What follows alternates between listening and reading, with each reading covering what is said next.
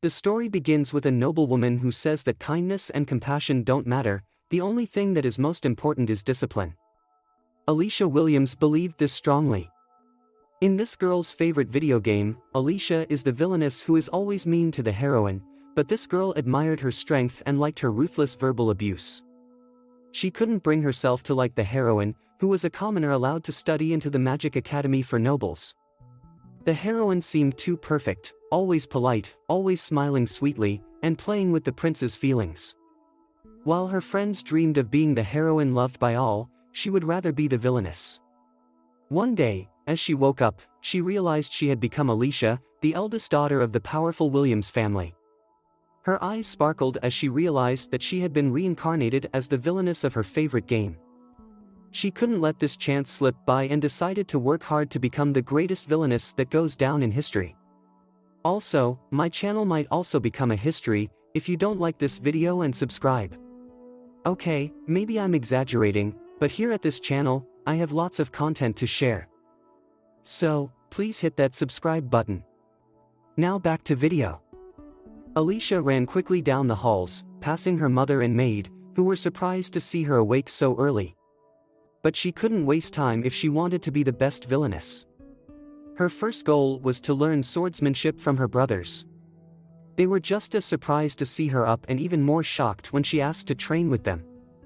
She told them she wanted to get stronger, but they didn't believe her. Henry, the strict brother, said her request was just another one of her passing whims. But Albert, the kind brother, agreed to teach her, if she could build enough strength. She had to do 100 sit-ups and 50 push-ups every day. If she did that for a week, he promised to train her.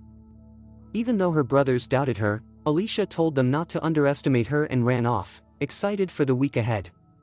Her plan was to study magic during the day and do strength training in the evening before bed.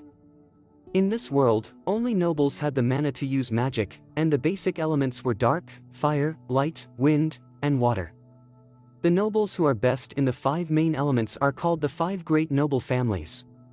They serve the king and are the kingdom's pillars. The Williams family, skilled in dark magic, is one of them. Even though Alicia had natural talent, she knew she couldn't learn magic without training.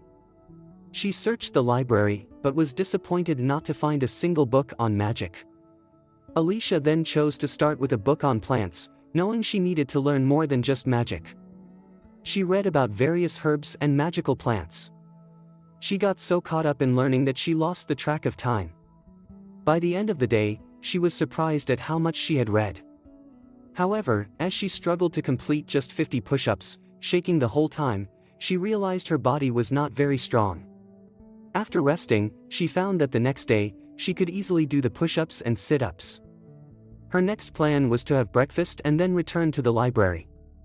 She read at an incredible pace, even increasing her sit-ups to 200 and her push-ups to 300. Later, Alicia's cheerful mood surprised her family. Her father, Arnold, asked what had changed, especially since she was waking up early. She smiled and assured him nothing was wrong. She knew she seemed like she was plotting something, and it made her feel like a true villainess. Her mother then mentioned that Paul would soon take the boys on a tour of the Magic Academy, as Albert would be enrolling in 3 years. Later, just as she finished reading, the bell rang. Her brothers had returned. Rushing to find them, Alicia noticed her brothers were with all the conquerable characters from the game. There was Eric, the red-haired boy from the Hudson family, Finn from the Smith family, Gale from the Evans family, Curtis from the Kenwood family, and most importantly, Prince Duke Seeker, who ended up with the heroine in the game's good ending. He was also the one Alicia liked most, but she planned to leave the romance to the heroine. Her focus was on making an early impression as the villainess. She ran up and introduced herself, surprising the boys who didn't expect her to be so different from what her brothers described her. Duke, however, wasn't impressed. Alicia reminded them they promised to start her training and said she had kept up with her strength training, but no one believed her, making Alicia pout. To prove herself, she grabbed Albert's sword and kicked a tree to drop a fruit, and sliced it in half. This got Duke's attention, and with Albert now accepting her seriousness convinced, she was sparkling with gratefulness and then ran off to go change, while Duke picked up the fruit and smiled. A year later, Alicia was still practicing her sword swings every day. Prince Duke had been visiting often, and one day, he asked if she was done for the day. It was the first time he spoke to her, and they started chatting. Then Albert showed up, and Duke quickly stepped back, apologizing for interrupting her training. At the same time, King Luke met with the leaders of the 5 noble families. The village of Loanna had been struggling, but they decided to focus on finding the Golden Rose to help the kingdom instead. During a break, the fathers talked about how their sons wanted to invite Alicia over, praising her polite manners. Arnold added that she used to be selfish, but about a year ago, she began spending a lot of time in the library. One day, Alicia was invited to Finn's estate. In the guest room, she found the other characters from the game. She wondered why they were all gathered there. As she moved further inside, she noticed a map. In the game, Alicia was exiled to a foreign country at the end. Could they already be nearing that point? Everything seemed to be happening faster than expected.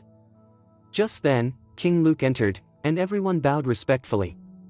Alicia gave her usual curtsy, but the king had her raise her head, saying he wanted to speak with her specifically.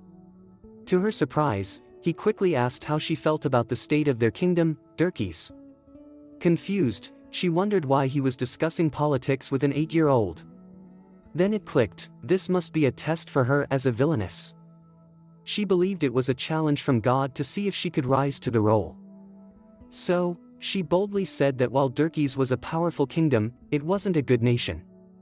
This shocked everyone in the room.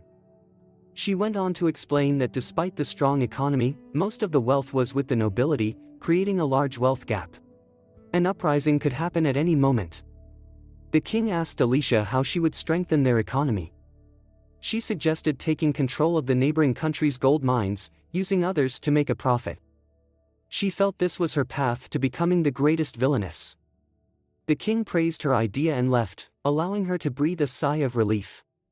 The Duke asked if she was nervous, and up close, she realized how attractive he was. In the halls, Lord Evans mentioned that the Golden Rose had been found, and things were starting to get serious. When Alicia was greeted with a table full of desserts, she eagerly started to eat.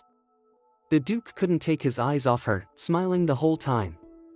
Curtis teased him, saying that while they used to call him the Ice Prince, it seemed an unexpected spring breeze had warmed him.